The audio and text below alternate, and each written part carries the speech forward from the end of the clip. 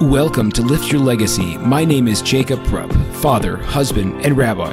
And each week we bring you an inspiring person or message to help you unlock your inner potential and create change that will impact the future. Thank you for listening, and let's get to it.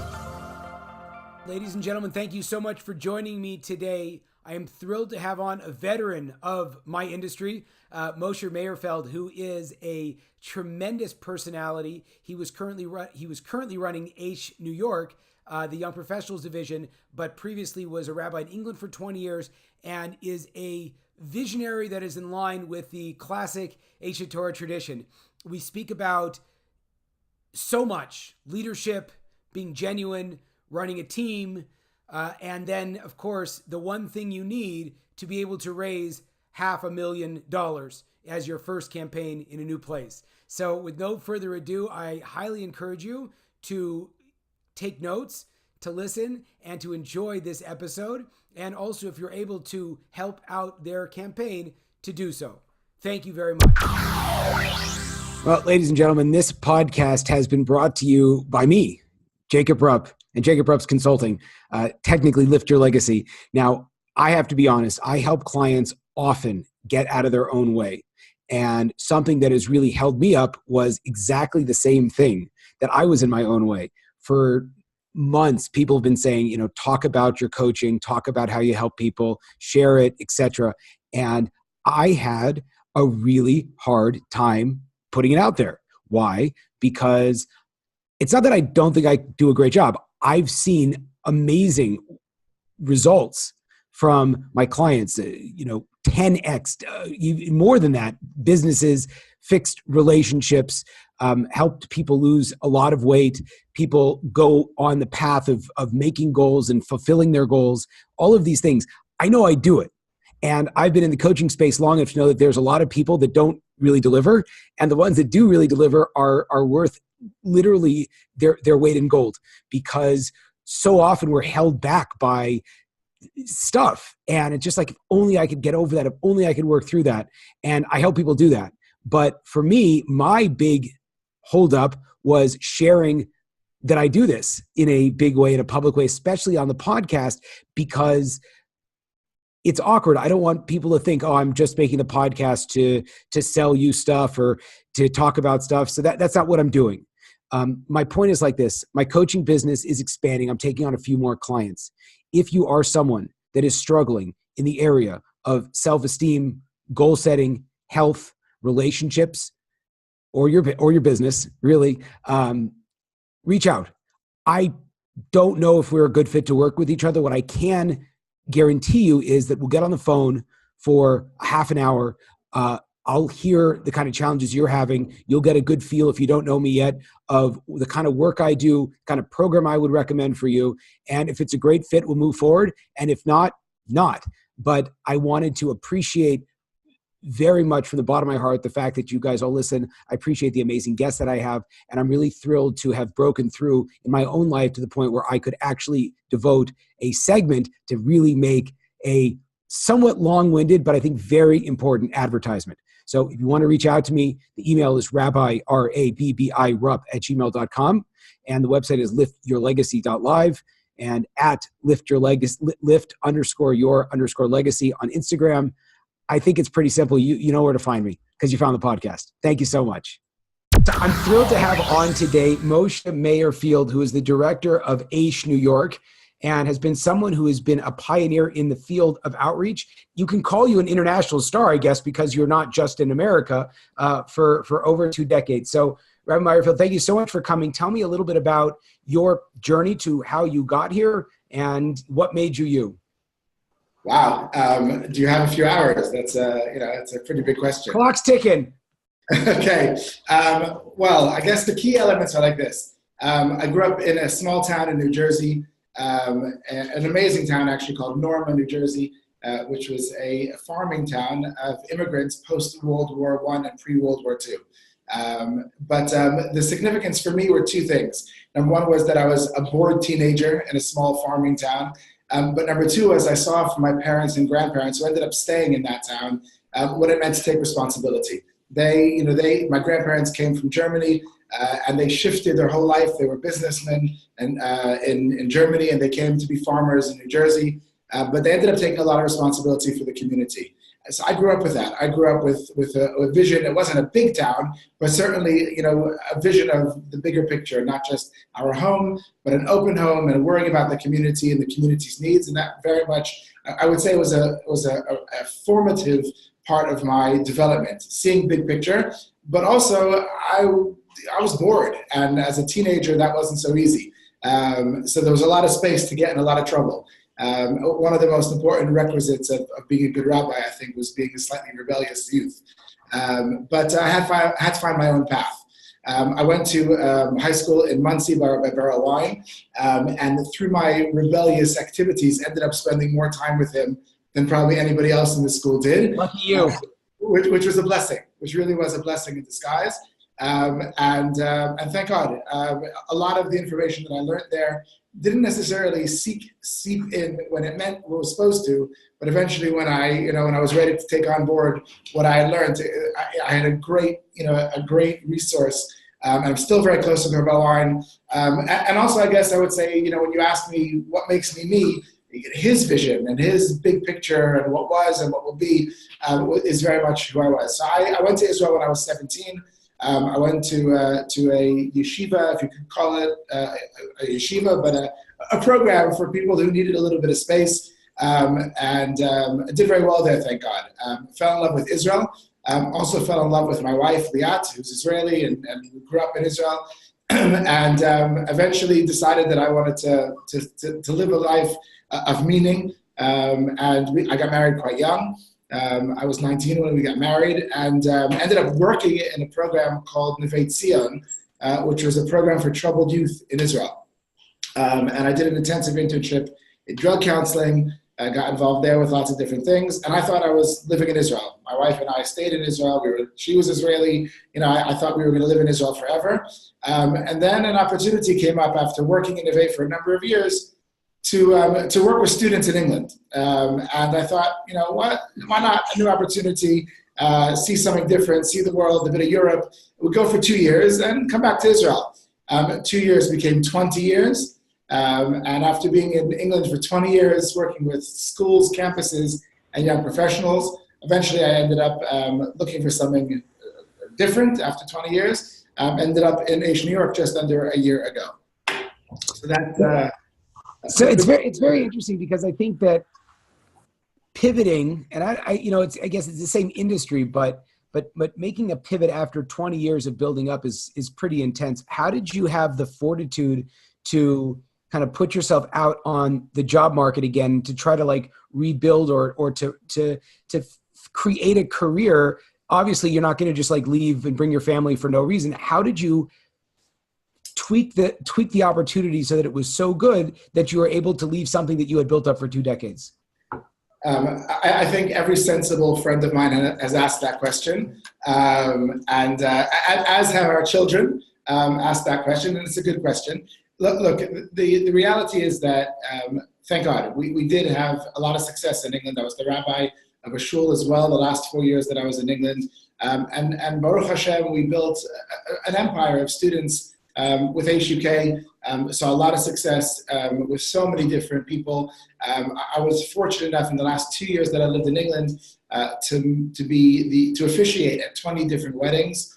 Excuse me, I said 20. Sorry, 20 years there, 50 weddings in the last 2 years that we were there. My wife and I developed a whole premarital relationship and course and development of learning with students. So we saw, the success, but I guess on a certain level, as we hired a new team and younger people of the team, we felt that we had built, that we had grown in the way that we could. And I don't believe that life is about being stagnant. And the providence sort of worked out that a number of our children, we have, Baruch Hashem, a large family of 8 children, and 4 of them, really 5 of them, were actually going through natural transitions anyway, either finishing college, finishing high school, finishing elementary school. And it was sort of like a natural way of kind of seeing an opportunity. And we never really wanted to be in the same place for very long. This world's about doing and being active. So we felt like at the same time, about a year ago, maybe 13, 14 months ago, we also were invited a number of times to be scholars in residence. My wife is also a very skilled educator. You can get her on your podcast a different time. We'll do it. She's amazing. And both of us, together and separately, were invited to do a number of speaking engagements across America. And one thing led to another. And when we saw what was out there and what we saw the need that was out there and taking our success and sort of spreading it a little bit, we always said that we were in England because it was a small country that was able to be changed. And thank God through HUK, we really saw change. But it was always a little bit of an incubator. It was an opportunity to learn how to do something for a bigger scale. There's nothing as, in terms of the Jewish community, there's nothing as big as the scale of people that live in America. Our dream is still to get home to Israel one day, but for the moment, really, we felt that our skills and our needs were really necessary to be elsewhere. So we picked up in a risky move, admittingly, and started from scratch in New York City. So, okay, there's a couple of different questions about that are fascinating. I think the first thing is when you're trying to build a movement and the concept, and after so much time in the field, the world is very unhappy about judgment and unhappy about, you bring a person in and they all have the same growth trajectory. And if you built a meaningful movement, it must mean that you were able to both guide and direct without turning people off or offending them. How did you manage that? Wow. It's a great question. And I guess the thing that excites me most, look, there are two things that excites me most in this world. One is people, and the second is Judaism. When I have an opportunity to connect those two things, I'm in a good place. But one of the most beautiful things about Judaism is that it's not monolithic. One of my favorite insights in the Torah actually comes from the end of the portion of Parashat Yitro, where it's actually almost separate. It doesn't seem like it belongs there. But the portion is the giving of the Torah and the Ten Commandments. And at the end of the portion, we're taught a lesson about the altar. And the altar has to have a ramp, not stairs, in order to get up to it. The altar was very tall. It was 10 amos, about 20 feet in the air. And in order to get up to the top, you needed to build, the Torah tells us you need to build a ramp, not stairs. And I saw a beautiful interpretation of that once that really touched me. And I think that we built our home and always, and our education based on this idea. And the premise that I saw was beautiful was that the problem with stairs is that they're uniform. Everybody going up those stairs is going to go up or down those steps exactly the way they're built. If the stairs are 3, 4, 5 inches, whatever they are, everyone going up those steps are going to be doing it identical. And the Torah's message to humanity is that if you're trying to achieve greatness, if you're trying to get to the top of the altar, the pinnacle of greatness and the highest spiritual place or the tabernacle, if you're trying to become great, there is no uniform way to get up there. And a ramp allows for individuality. A ramp allows me to take a 1-inch step and you, Jacob, to take a 10-inch step, and then maybe different days, different size steps. And there isn't a uniform way of getting up to the top. And I think that that's really what Judaism teaches. There's 70 facets to the Torah, different ways of seeing things. And I think perhaps it is one of the challenges that we find in the community today, seeing a monolithic approach. And I just don't believe in it. And I think that's what Judaism's about. And we need to see a bit more color in the community, and not just pink, excuse me, but we need. It's a nice color, and you got the pocket square. I love it. Yeah, it's a European pocket square. Beautiful. But we need to see a bit more color. We need to see a little bit, openness to people doing things differently, seeing things differently, and allowing people to be their own way of connecting to God. And I will say, if I can just say one other thing, one of the things that really taught me from the very beginning. One of the most inspiring moments that I had with the founder and Rosh Hashiva, the head of the organization, Aish, I had a meeting with Rav Noach by chance. Rav Noach Weinberg, who founded Aish, a true visionary and a great person who managed to really make a remarkable difference in the Jewish world. Where he used to teach a class often called Four Misconceptions. Dealing with the building blocks of Judaism, helping people sort of change their mindset about what they thought Judaism was or what religion was about. And one of the 4 messages that he used to share in that class was the idea that we don't judge. That we can't judge other Jews, and you don't know who's closer to God, and you have to let people, you don't know who's greater, who's worse, who's better or different in the eyes of God. And I challenged him. I actually took him. He was teaching a group. We had a group of 200 university students from England that we brought to New York. We actually had a class in the UN, and the Rav Noach spoke before, and then a representative of the UN spoke after. And interestingly, I might get in trouble for this, but the fellow from the UN heard the end of Rav Noach, and he actually heard the last 5 minutes, and he got up and he said that never before have such relevant words been spoken in a building dedicated to irrelevance. That was his sum up of Rabbi Weinberg's ideas. But basically, I challenged Rabbi Weinberg in the car. I went to pick him up, and I heard he taught this class, and I said to him, by definition, isn't working for an organization like Aish, that is teaching Jews about Judaism, isn't it by definition somewhat judgmental? I have information that you don't. And isn't it a contradiction? You're preaching this idea that we don't judge, but I know something that you don't. Isn't that inherently? And he actually said something remarkable to me. He said, Moshe, if you think that, if you believe that, you have no room to be working for me.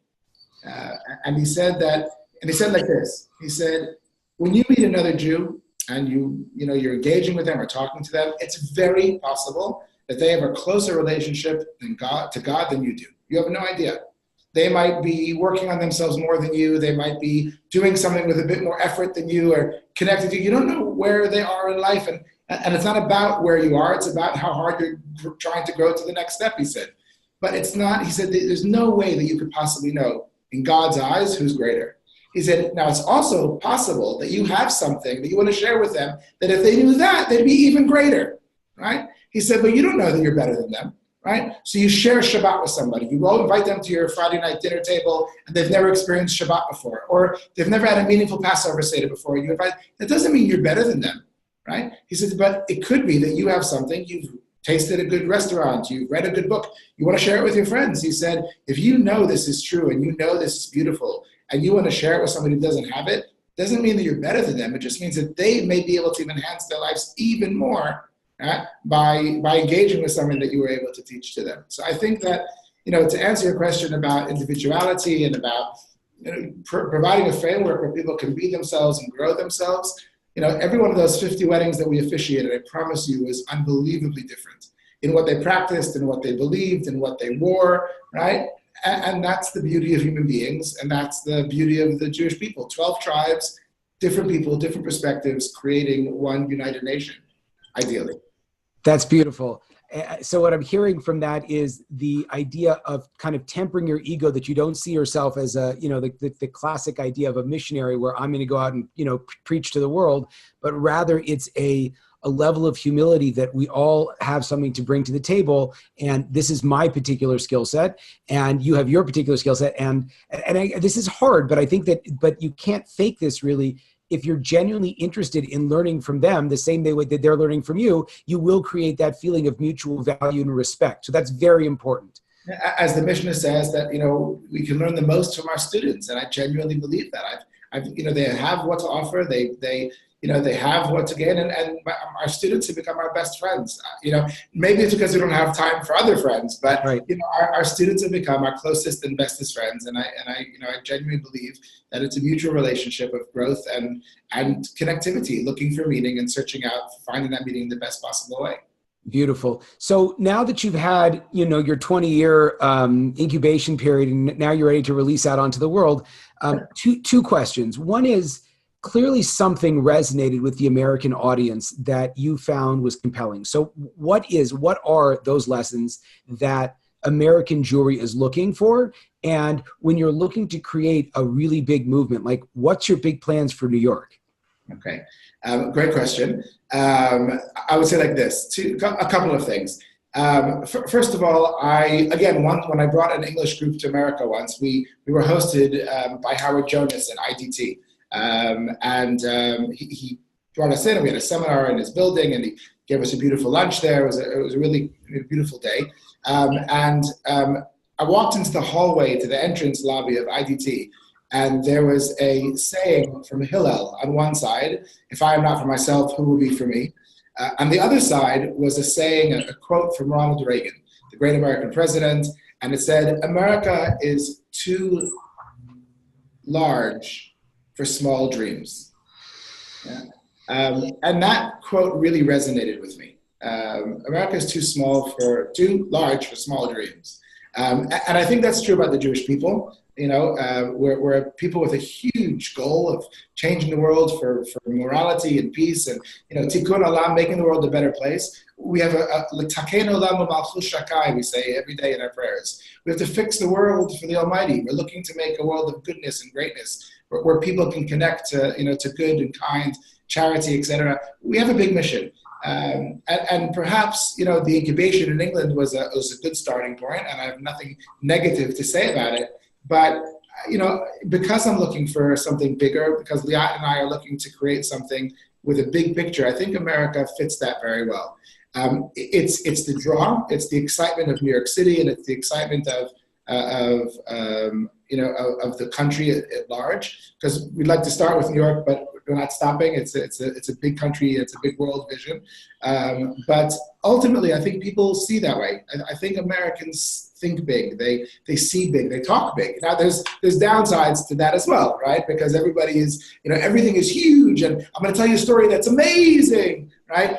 And I've learned to stick in so many more adjectives to add, to the vernacular and to the language, because if you don't pump it up, right, the people don't even listen. But I think the big picture, the big vision, the inability to see things small was compelling to me, and I'm working, with the dreams that we're working and that we're starting with the New York crowd and the young professional scene here.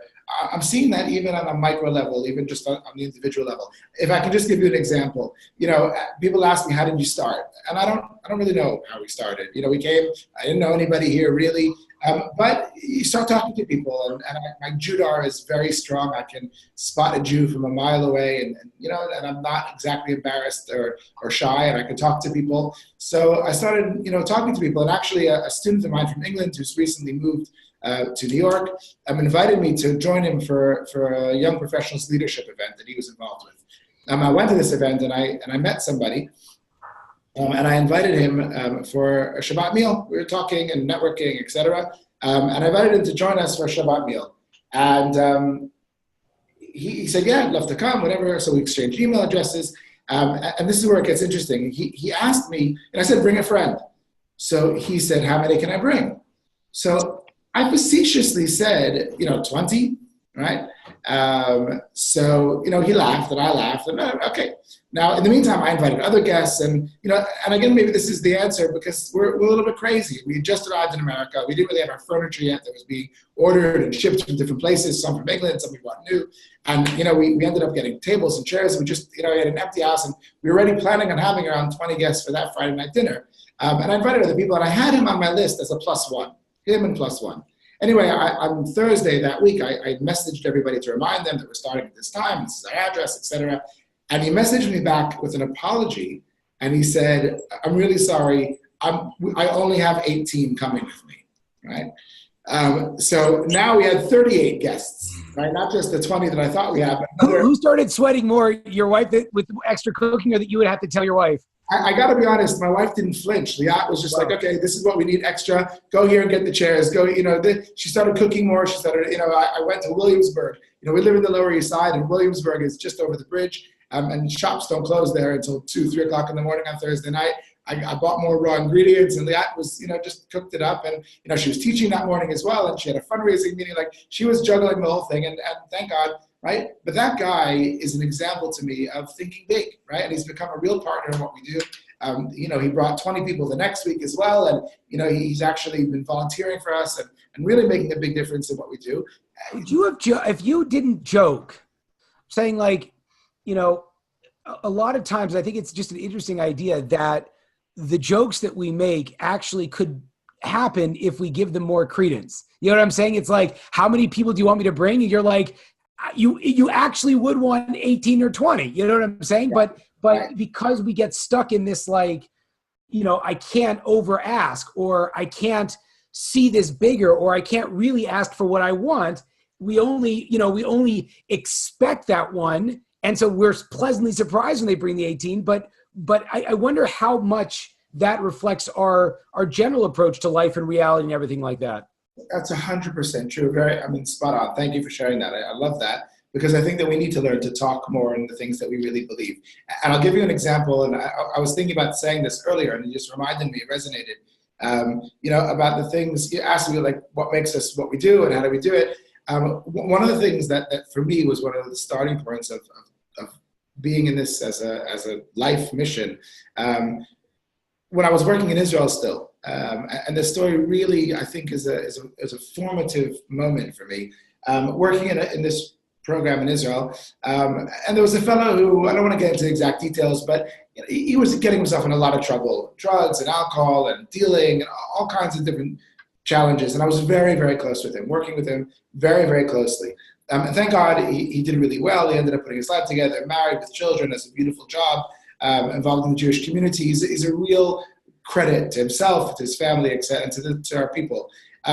But he called me when I moved to England before Rosh Hashanah, and he called to wish me a Happy New Year and say thank you for the things that we engaged with in Israel. And I was really chuffed and really sort of appreciative that he called. And I said to him, and we'll call him Mark for argument's sake. I said, Mark, who would have thought? And he said something to me amazing. And I think this really resonates with what you were saying about saying it. He said, Moshe, you did. You believed in me. You said that I could do it. And when I said to him, who would have thought? Maybe it was just a word, but he felt it. I'm not 100% sure at all of the time, especially when he was arrested. I'm not so sure that I thought that I was convinced that he was going to make it. But he felt like I believed in him because I said so. And I think that the words of encouragement, and really, I did believe in him. And I ultimately, said that I believed in him. And often those kinds of things that we say, help create the reality. It's such a powerful idea that I see myself a lot, which is that when another person believes in us, it allows us to do whatever we want. The problem is that we find a lot of times that people, how do you articulate your belief in somebody else? There's like a lot, you have to know a lot before you can really articulate your belief and mean it. And one of the things that I work on with myself is that I should be the voice of believing in me. It's like if someone says, I just had this crazy experience where, I had a certain fee that I charge for my coaching. And I was talking to a guy and he says, oh, you could easily charge, 3 times that. And I thought my fee was pretty steep. And as soon as he said that, all of my concerns just melted. And I'm like, 100%, you're right. And I was it's like, where was this guy, or where was I for such a long time before this message out? It must have been, I did believe it. I just didn't want to let myself believe it, if that makes sense. Yeah, 100%. I think that, I don't know how much of a plug I can make. Plug away, my friend. We have a big fundraising campaign next week. And we're trying to raise big money to make a difference in New York. Now, if anyone watching this can, get in touch and help, I'd be appreciative. But, I think the same is true with fundraising. I hate fundraising. I don't want to be asking people for charity and, and feel like a charitable case and whatever. But if we're going to make a difference, we need the support in order to do it. And I often feel that, even just the sums that you ask for people, from people when it comes to fundraising. And this is something that, we've learned over the years that, you don't ask, you don't get. But if you're I'll tell you a little secret. Okay, we're trying to raise $500,000. Okay, now we were debating how much we could raise in the day and with matchers, etc. And I wanted to raise. We were talking about 350, 450, and I said we have to raise it to 500,000. And the reason is, and it's funny that I even said 500,000, is because I wanted to raise $500,000. Right, $500,000 is very different than $450,000. Right? We're an organization that's looking to change the perspective of, make Judaism relevant to all Jews in New York. Right? That's our vision. That's what we're trying to do. And if you speak like that, so then you can make it happen, right? But if you're always thinking about little things and little, now the success comes from detail. Caring about the individuals, worrying about the human beings. It's not about the money, and it's not about, just the big. It's the balance between thinking big and then dealing with the practicalities of the individuals. Also, you could say that depending on our perspective on money, sometimes we care a lot more about money than we care about people. Like we can have a very big vision for what we want to do, but then feel guilty to ask for the money to do it. Right. But one of the major principles that I learned and then try to teach is that it's the more money, the more value that is perceived. So if I am doing a project and it costs you $0, I mean, I think this is one of the reasons why Birthright is kind of flattering. I can say what I want because it's my show, I guess. But and in general, like it's just so great. Actually, I had a guy who was talking about a program. The program sounds fantastic, and then somewhere down the caveat of the program, it's like, and we'll pay you $100. And I'm like, what? Like, why would you pay them $100? You're giving them these tools, right? And it's amazing that, the more that you pay, or the more that if you're taking a fat salary, then you are thinking about, I don't think that most CEOs who are honest, and I think that this is the majority of them, who are taking a lot of money, see that their value to the company, their value to the marketplace, that's what it costs. You know what I'm saying? That's what, if you get that fat bonus, it's because I was motivated and I massively increased the value of the company. And if I got $5 extra, or someone giving me an iPad or something like that, okay, so I'm not that valuable here. So I think that linking the values that we see in Judaism, like, trying to change the world, and the financial reality of what it's going to cost. It's like, Jeff Bezos wasn't like, hitting people up for $5 when he was raising funds for Amazon. He had a really big vision. That costs money, but then it does pay back if you're able to operate on that big scale. Yeah. Well, one of my very closest friends, a philanthropist who was blessed with resources and a very big giver in England, the first time I ever asked him for a donation for Aish, he encouraged me, and he said to me, that I'm glad you asked. And I was like, okay, me too. And he gave beautifully, but he said to me that people often complain that the charities, don't have enough givers, that people aren't enough giving to the charities. He said to me, as a philanthropist, he said, I think there aren't enough askers. Right? Which was such a mindset shift to me. Now, don't get me wrong. Every time I go into a meeting, I'm still a little bit, hesitant. I'm still uncomfortable, and I still have to remind myself that. But his words really helped me shift my mindset. He said, we're not asking enough, and if we asked more, and we asked, if we're bigger, we would be able to tap into the resources, thank God, that we're blessed with, and be able to really make an impact and a difference to so many more people. Yeah, it's definitely a holdup that I think that we don't allow other people the opportunity to buy into something that's important. One of the things that always, as a person that became observant, I don't like the fact that some people who are already observant kind of think like, oh, there's different tracks, and this is what I'm doing, but you're kind of special back of the bus type of guy, and so this works for you. And if there was any message that I tried to pass on to people, it's like, this is your problem. It's my problem. It's your problem. And, maybe I have the skills of being able to teach, and you've been successful in your business, but it's like, as much it's my problem as it's your problem. So it's like, go out to your business. Don't become a second-rate teacher if that's not what you're passionate about. And just like, it's like, don't hit up the guys that are managing the organization for, the big donor gifts. What do you think God made you so successful for, if not to, this is your problem, and together we're going to do this. It's like, it's a very interesting mindset shift that the nonprofit and the needs in order to go into the world of profit, and therefore make the nonprofit successful. I was interviewing you, but now I'm rolling, so that was very exciting. Yeah, that's good. This is your show. I'm just a guest. Rabbi said, listen. So Rabbi, this is what we have to do. I would love for you to leave the listeners with something practical. We will definitely roll this out prior to the date of your fundraiser. And, By the way, I just want to say to all the listeners that this was not planned. Like, not at all. Nothing to do with the fundraiser. So, I'm grateful and thank you for that. But, it's part of the conversation. Yeah, definitely. So the question would be, leave us with some 25 years in the making wisdom, and kind of what we expect to see from your organization when you raise the $500,000. Wow. Okay. Well, first of all, just to, for full disclosure, the $500,000 is only part of our budget. We're trying to raise more than that throughout the year. You're already thinking bigger. I love it. So some parting wisdom. I mentioned the marriages and the fifth. Well, now it's more because I've done a couple in America already. But the nearly 60 marriages that I've been involved with in the last 2 years, 3 years, I think something that is very personal, very passionate, that I feel very strongly about. And I guess, for some last messages, I'd like to say it like this. I play basketball. It's a passion of mine. I love basketball. Follow basketball. I play basketball. A couple of us, I started a league in England, which was, again, a little bit against the grain because it's not such a popular sport in England. But I discovered a whole underworld of people who actually loved basketball there. And I became very close to it. It wasn't officially a Jewish league, but basically 98% of the people that played with us were Jewish.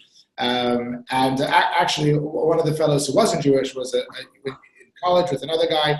His name was Mohammed. And I once was in London and walking with my kids. And, literally out of nowhere, I hear this voice screaming, "Yo, Rabbi!"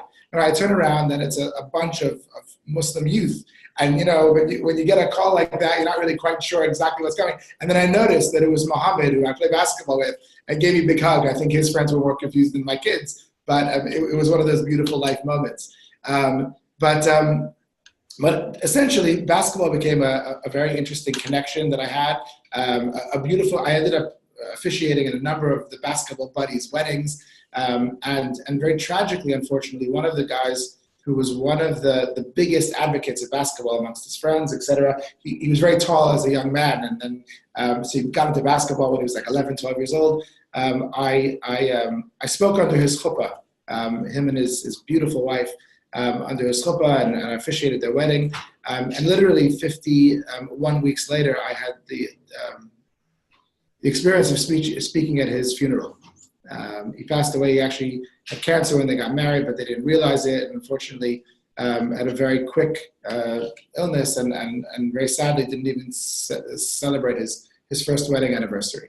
We actually renamed the basketball league after him, and it was a beautiful thing. And the basketball really became we made a memorial service, and for many people, his wedding and the memorial service were some of the first Jewish touch points they had, and the love and the care that I kind of engaged with that was very meaningful for people to see and to be engaged with. I'm still very close with his widow and with her family and with his family, on regular contact, etc. The reason I bring up that story is because there was an amazing moment where I walked into the funeral, and I was going to tear kriya, where we were tear our clothes with the family, prior to everyone coming into the hall. And I walked in, and I burst out crying. He was a friend. He was someone who I really loved dearly. There was another rabbi in the room, and I'm happy to say his name publicly, Rabbi Levine from Southampton Synagogue, that the family was associated with. Although I was officiating, he was there because he was connected to the family. And he gave me the best hug I ever received in my life. And he whispered in my ear, "It's okay, even the rabbi needs to cry." And it was an amazing moment, and it really kind of reminded me sort of the individual care. Yeah, we got to be pastoral. We have to be there for people and care about but this is real. This is not Hollywood. We're not, I'm sorry, I know you're, in that side of the world, but, this is not show business. This is genuine. And I think that, the weddings and yeah, we perform a little bit at weddings and we make it meaningful while being funny. But the essence of what we do is genuine. And Judaism is genuine, and God is genuine, and morality is genuine. And the more we connect to that, the more we're passionate about that, the more we're going to see success in everything that we're doing. And I think there's so much beauty in our heritage. I love being Jewish, and I love what Judaism has to offer us. And that's why we want to connect, so many people to the heritage, to the future, and really be able to bring those things together. So we have big plans to connect every Jew in New York to their heritage and being part of this amazing future that we have together. And I guess the things that I've been engaged with are really, a taste of that. And please God, just the warm-up act, because we've got lots to do, and we're hungry, and we're energetic, and we're interested, and and let's do it together. Beautiful. Rabbi, please tell people how they can find out more about Aish, about the fundraiser, about you. Aish, New York, is aishny.com. You can email me at moshe@aishcenter.com. Okay, amazing. Thank you so much. All right. Thank you for your time. Thank you for doing this. I have so much more to say, but it's We'll do it again. looking forward. There you have it, folks, another inspiring episode. If you enjoyed this, I ask you to please share this with your friends and to like us over on Rabbi Rupp through Facebook or on YouTube. And the more that we're able to get these important messages out, the more that we can really make an impact in the world. So I encourage you, please, to stay tuned. We have a ton of amazing speakers coming up, and also to tell your friends about it. Thank you very much.